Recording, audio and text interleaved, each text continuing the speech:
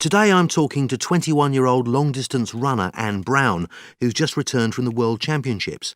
So, Anne, how did you feel about your performance in the Championships? When you haven't raced for a while, you've no idea whether you're in sufficiently good shape.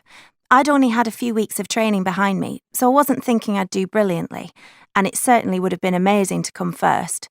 Anyway, I was happy to get the silver medal. It was an exciting race and the crowd was fantastic. So, what's your training routine like, Anne? I do around 25 to 30 hours a week, mostly long distance, steady stuff. I go running through the woods.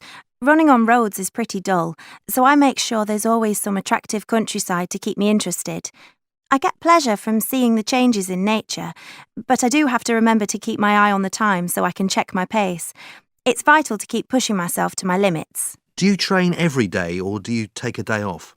The accepted idea is that all professional sports people should have at least one rest day a week, so the body can recover. I'm not a great believer in that, though. At my age, I find I can keep going without one. I do 5 hours a day, and I'd even like to be able to do more than that, but I don't want to push my body too hard, because that can lead to other problems. What about your competitors in races? Do you get to know them as friends? I race against athletes from all sorts of places. I wouldn't say I've got friendships with them, though I'm sure some of them are really good guys, but I tend to keep a professional distance. It'd be too easy to let friendships start interfering with the way I run races. Of course, at my age, chatting about life, having fun, and a good social life are important to me. I share a house with 3 mates. They're the people I really get on well with. So, do you have any favourite free time activities? Let me think. I suppose I did when I was a kid, but I'm not so sure nowadays. Yeah, I used to take my kite to the top of the hills and fly it for hours. In the season, skiing's something that I get into quite a bit when I've got the time. I've always enjoyed active things and never really been much of a reader of books or that kind of thing. Of course, I watch TV and play computer games like most people.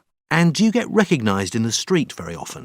Very rarely, I'm pleased to say, as I think it would be a bit strange, and I'm not sure how comfortable I'd feel about being stopped for autographs and pictures all the time. On the whole, I find people wanting your autograph a bit of a pain, to be honest. It happens sometimes when I'm at events, and at first you say okay, and then after a while you wish it'd stop. I suppose I did that sort of thing when I was younger. It was always such a thrill to meet someone in the public eye. So, are you planning for the next Olympics? Well, in my sport, most people peak in their late 20s, so it's important to have an eye on the next 5 years or so, because that's when supposedly I'll be at my best. In the immediate future, I want to do well, of course, but I'm concentrating my attention further ahead.